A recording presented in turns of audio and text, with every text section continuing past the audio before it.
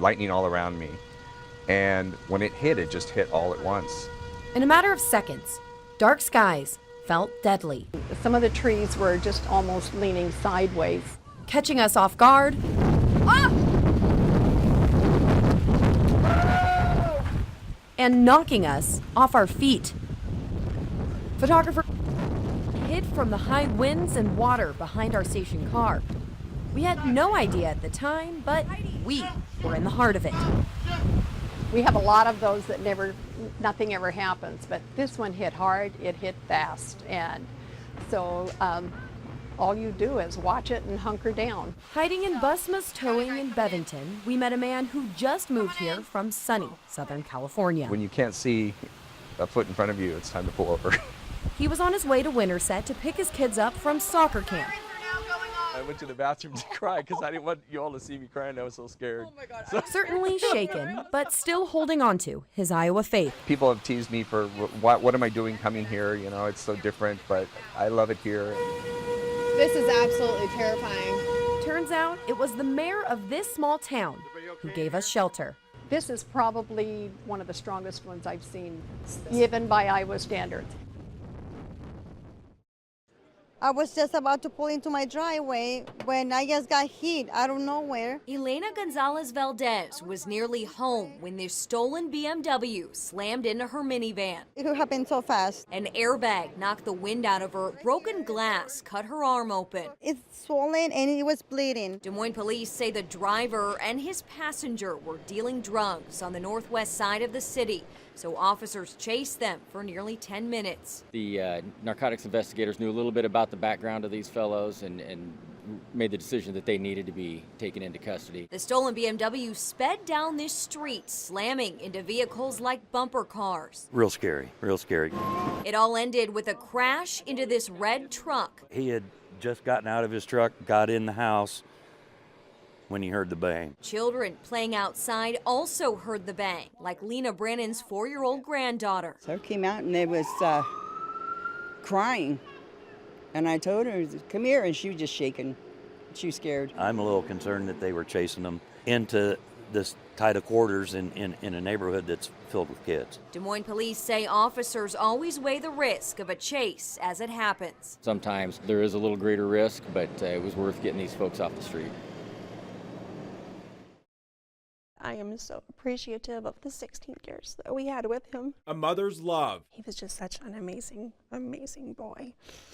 Compares to no other. He touched so many people and made such a positive impact. His kindness alone. Almost a year since 16-year-old Joseph Livingston passed away on Christmas Eve when he and his sister Madeline were going to visit family. When I first woke up in the hospital, they told me I was in a bad accident. Caused by icy roads just north of Altoona. She survived and spent days in Blank Children's Hospital recovering. So I think I was really distracted the first month, and I'm kind of in shock. Reality set in. I feel like I have to live life for the both of us because I was the lucky survivor, and I hope he would forgive me. I would like to think that he would forgive me. And the family had to find a new normal without a son, brother, friend who loved music, art, and almost always had a smile on his face. All my memories are mainly of him being happy and like us being happy together. The hospital stay was long for family, friends, and Madeline. That's why this year, Amber Hayes wanted to spread joy to families in need in memory of her son. We were without our necessities, and a lot of us had to sleep on the floor. So this year, she and her family will be delivering gift bags to Blank Children's Hospital as joy for Joe. We saw what we needed when we were in the hospital, little things like toiletries and blankets, but then also things like art supplies, books, just things to keep you busy and raise your spirits a little bit. And today at the scene of the accident, an area with a painful past now gives the family a sense of relief and comfort. The area where the cross was placed is just a very special place to us, and to me it's very beautiful because that's where he took his last breath. You want another bucket of paint? The paint was flowing at Drake University with trays, gloves, and roller brushes. Students were prepared to address recent acts of racism on campus. What is the most public, biggest place on campus where we can make a big statement. We said, let's do it on Painted Street. So Friday, hundreds met at Painted Street to hear messages. Look at everybody here. This is really beautiful. And to send a message. Begin painting the street.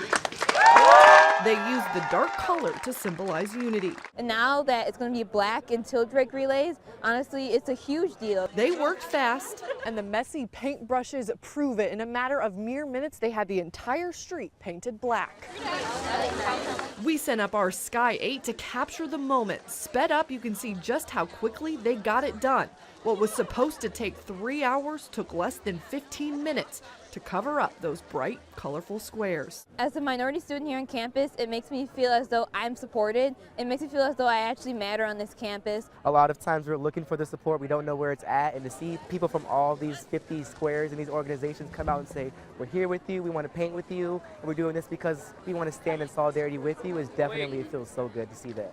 And for students of color like freshman Timothy Gant, they hope the discussion doesn't stop with the stroke of a brush. This idea started with the conversation. Please keep talking, keep talking. This is the beginning. We need to work harder to do more. We need to do better.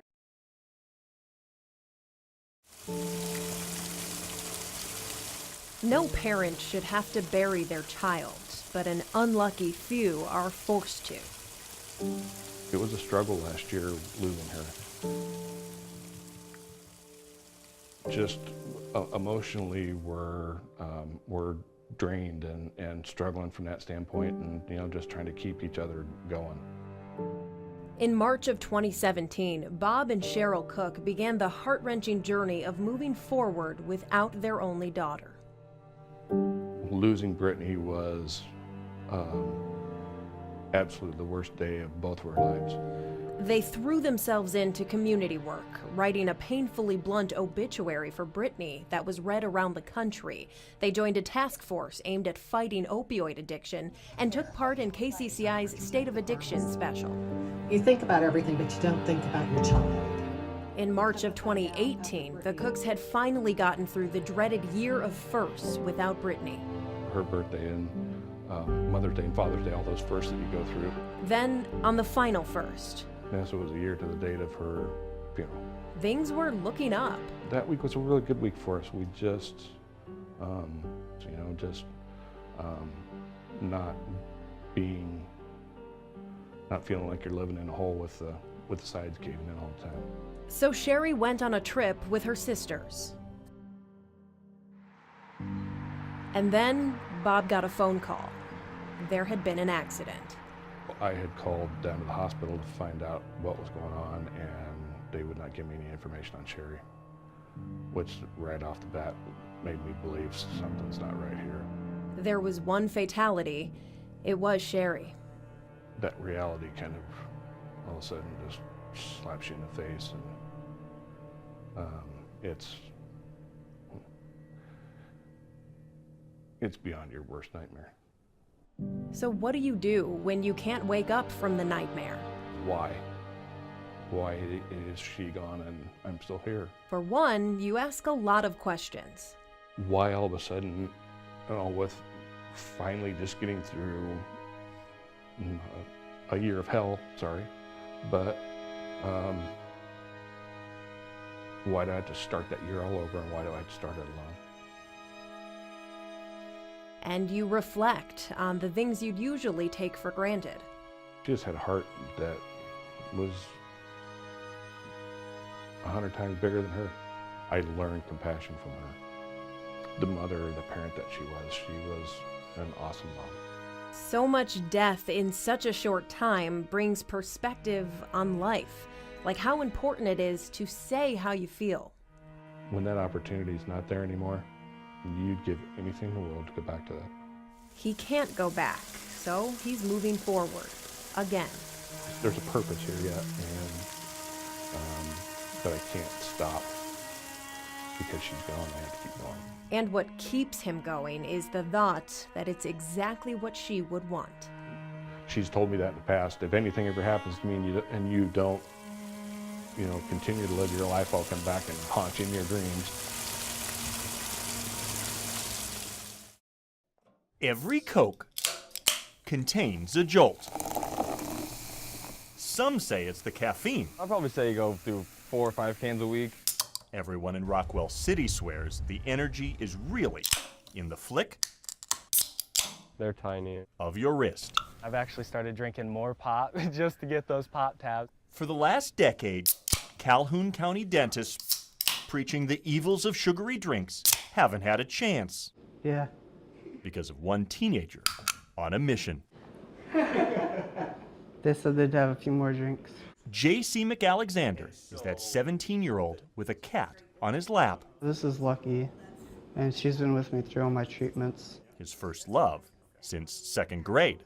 Yeah, she's pretty old now. When he was diagnosed with Ewing's sarcoma, cancer. I think she knows when I have a bad day, and on those bad days she tries to help me through them. And J.C. has had plenty. Spending so many nights at the Ronald McDonald House in Des Moines, they literally gave him his own suite.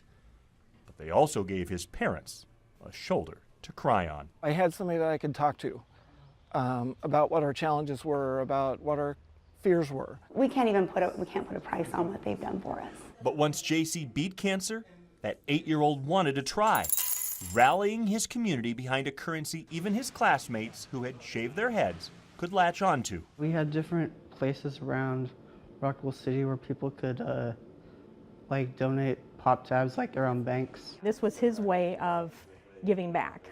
The aluminum from every pop deposit rolling into the bank I think there's a few beer tabs in there too, maybe. would be recycled for cash, funding that home where JC's childhood artwork still hangs. Pop tabs are tiny. That probably takes us a good couple months to fill a house. But JC's goal was massive. A ton of tabs. Yes, a literal ton. When you start doing the math, it's kind of crazy. Through middle school, little baggies became big boxes. It's literally so many pop tabs. Until JC called with the news. It took him 9 years, but he was sure he had his ton. Yeah, because the garage has been filling up. And he wanted to say thanks from his bed in hospice. It just helps you know that people are on my side, and it helps to keep me going. 17 hours after he talked with us, this 17-year-old died. JC was weak, but he was determined to make sure every person who ever popped a tab knew it mattered. It always felt like they were rooting for me behind the scenes there. Looking back now, I think he knew that he was close to the end, but he used that whatever energy he had to talk to you. And then he didn't really talk much after that. And I cried and held him and told him I loved him. And that was it.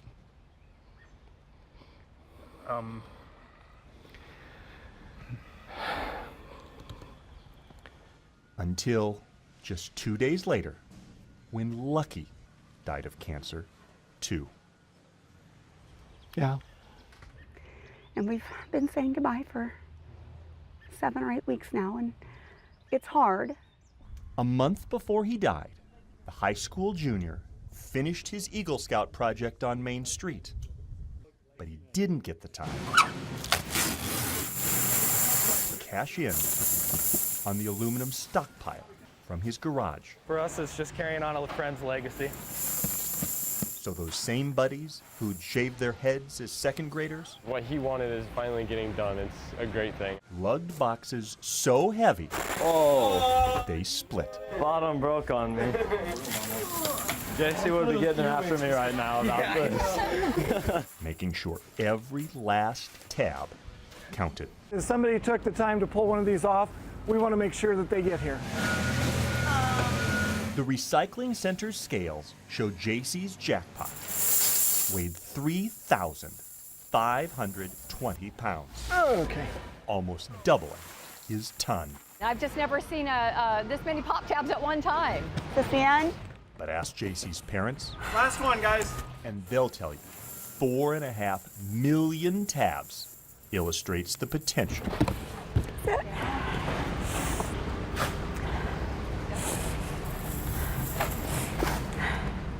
In all of us.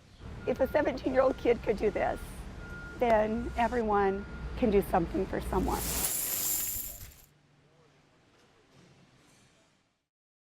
In second grade, Page 55. Charlotte's Web can ignite imaginations, Charlotte talks really proper, doesn't she? planting the importance of friendships and helping neighbors. Anything to be of help. But even a talking spider isn't as awesome Let's get ready to go. as the highlight of any elementary You guys want to take a blanket? I might just take a nap and snuggle with it. field trip day, I'm so excited. Are you ready? Yeah. especially this one. We're really lucky to do this, aren't we? Here we go. Because thousands of kids can head to a zoo or the State House.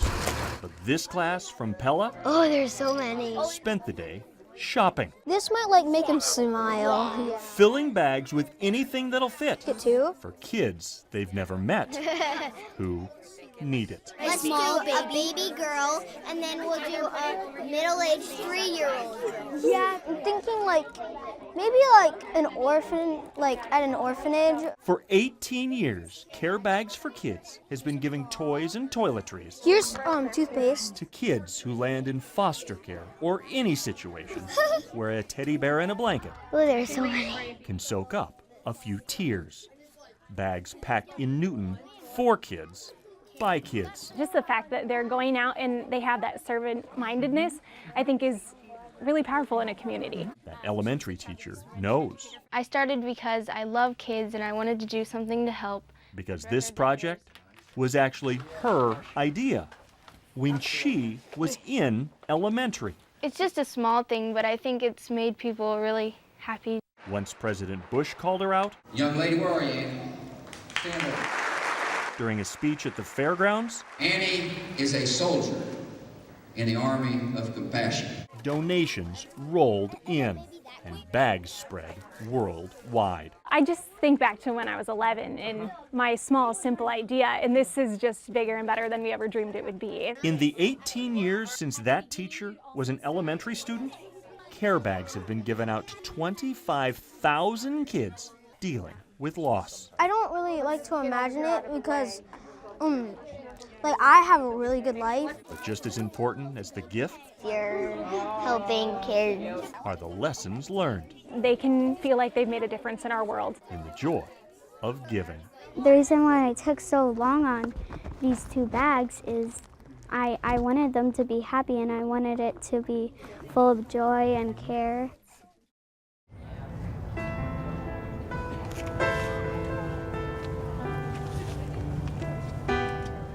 Turn our hearts and minds toward the fallen.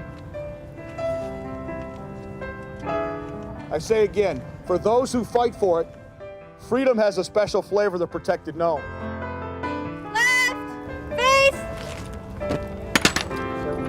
Well, if it weren't for the sacrifices that veterans made for our country, we wouldn't have the freedoms we enjoy today.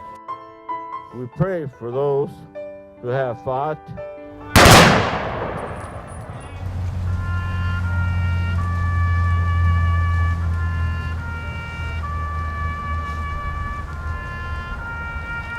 We don't always reflect on the past and really why we enjoy what we have today, so just a few moments for the sacrifices they made is the important thing.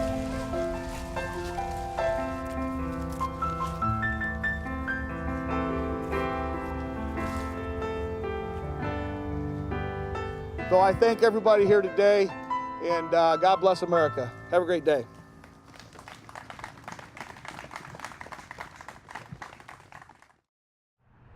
I might need somebody strong to open this. When moms send their boys to college, Do we measure it out ever? No, or do we just heck no. Just dump it in. right good? they cringe at the thought of mealtime. Hot cakes, baby.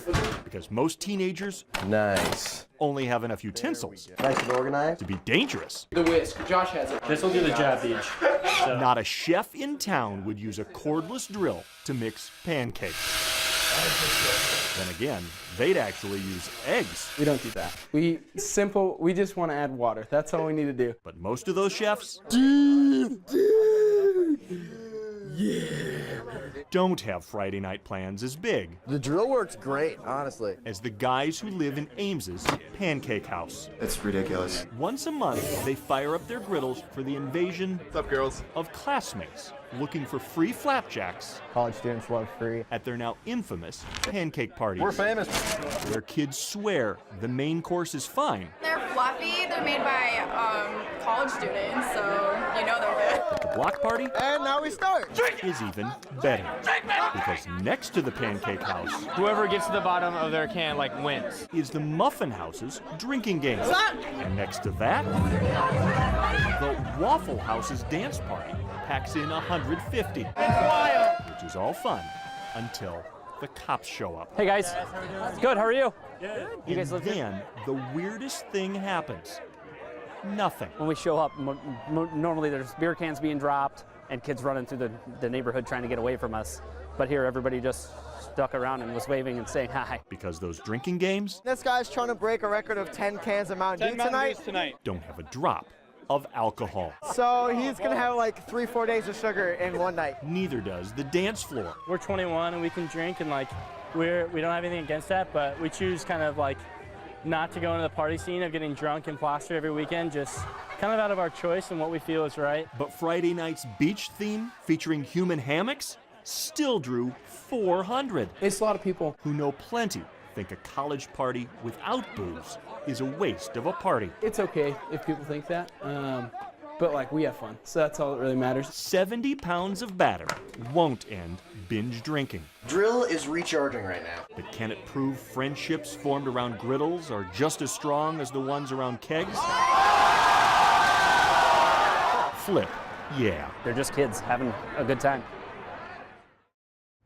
It was going to be a nice day, and we were very anxious to come and watch the whole process. We just found out yesterday on Facebook that they were going to be installing this. This is a work by Yayoi Kusama. She's Japanese, and we are thrilled to have one of her sculptures in our park. I don't know exactly what the title of the sculpture is. It's entitled Pumpkin. It's a pumpkin. Everybody loves pumpkins. That's what I immediately thought of. This piece is important for the Papa John Sculpture Park because Kusama is indeed one of the most significant contemporary artists working today. He's gesturing. Oh, here it goes. Here's our moment. Oh, it's like it's stuck to the platform. It is one of the largest works in her Pumpkin series, and is a recurring motif for the artist, as well as the repetitive use of dots and the obsessive use of dots that you see all over this work. It just shows how much Des Moines loves and appreciates art, and that's one of the reasons I love living in this city. To me, it's interesting. There's a lot of texture on the sculpture.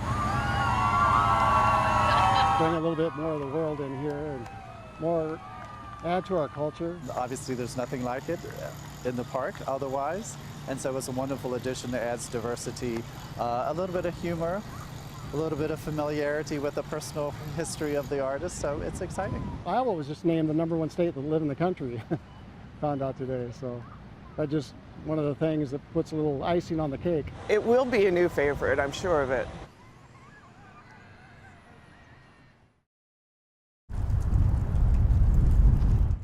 Never would a kid die on my watch.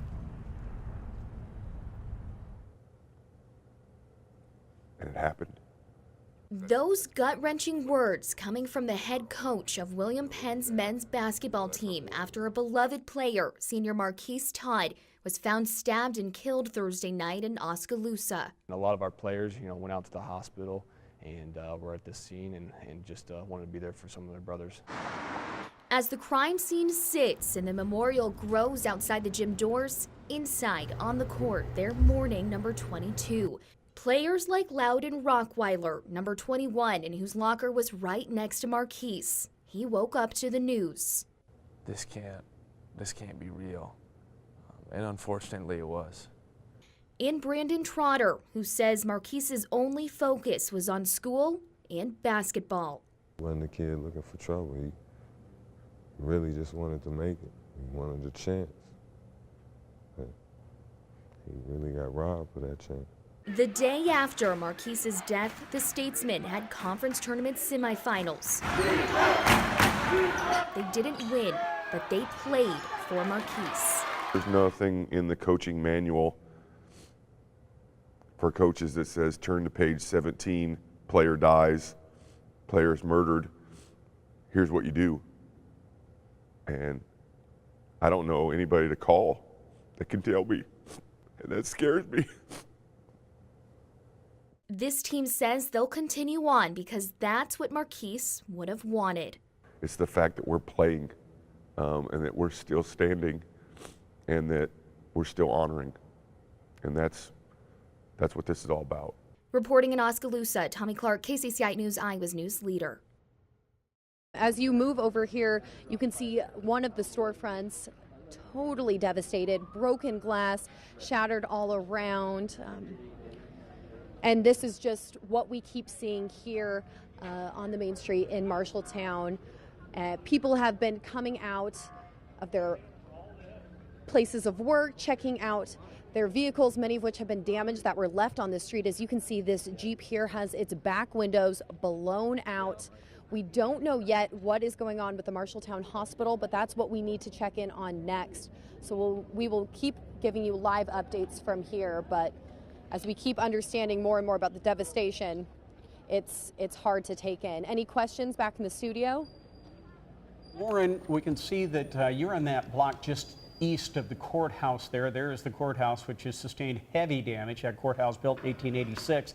Wondering how far the damage goes that you can see. I'm just kind of curious how long maybe that tornado was on the ground. Oh, yeah. Yes, we did. There is, Steve, absolutely nothing that I can see that has not been hit right now. And it's terrifying to see this and to see the reaction on everybody's faces here, many of which who have lived through this. And I know Curtis was saying earlier, nobody was expecting this. And there's not one single block that has not been hit with rubble, shattered glass, or buildings that have been destroyed. They're telling us now that we need to move away from the buildings because they're afraid they're going to come down, Stacy. Sorry to cut you off there. No, that's quite all right. We want you to keep us updated and stay safe at the same time. This was not supposed to happen. Sky 8 shows construction crews jackhammering the top off a giant pier built at the intersection of I-35 and Highway 30 in Ames. They are tearing apart the $23 million flyover bridge project because someone made a mistake and the tops of the piers are the wrong height. And it's not just one pier. Each of these 6 piers and each of the ramps was built incorrectly. When they were constructed, they weren't constructed at the right elevation. DOT engineer Scott Dockstader is in charge of the project. Obviously, it's disappointing. It's a pretty important project with the flyover. It's also a bit of a shock to drivers who pass by the project every day on a very busy Interstate 35. Well, it's a surprise to me, yes. I knew nothing about it, so I like the idea of it. It's just too bad that they have to come up with this flaw. Construction of the flyover bridge project began back in 2016. As this DOT computer animation shows, it's designed to make it easier for northbound traffic on I-35 to exit onto westbound Highway 30 on the way to Ames. The flyover bridge will eliminate one of the old cloverleaf exits here. And everything was going well until a few weeks ago when the DOT and the contractor, Minowa Construction, noticed a big problem. Yeah, just a construction survey error where they didn't get it at the right elevation, and just what the anchor sleeves just got moved around when they were pouring the concrete, more than likely. Dockstader says the piers will eventually hold up long steel beams that support the bridge deck, but the points or anchor sleeves that the beams bolt to are in the wrong place. They're off by several inches. So crews have to jackhammer off the concrete tops, leave the existing steel reinforcement bars in place, and pour new concrete to the correct height. That would be considered human error, the mistake on the elevation, because it's pretty clear in the plans how high the bridge pier should be. Minowa Construction is based in Minnesota and is a longtime bidder on Iowa DOT construction projects. So we asked Dockstader if this flyover bridge problem would disqualify the company from future building projects. Minowa's been around for many, many years in construction, and they're a good firm, qualified to bid on projects. All projects are complex, so we have issues with all contractors across the state. This particular firm was a qualified bidder, bid on the job, and was awarded the project. Dockstader says the company had 240 days to finish the flyover bridge. Now the project will be delayed, and Minowa must pay $5,500 a day for every day it's delayed. There is no additional cost to Iowa taxpayers. It's a bid item. You know, we led a project, and if they have additional costs for the repair work, that wasn't our responsibility. That's just additional costs that they have that will come out of their project cost. In the end, the DOT says the flyover bridge will be a beneficial addition to the Ames area and that the repaired bridge piers will be just as safe as the original concrete piers. We're confident that the bridge piers will be structurally sound and safe.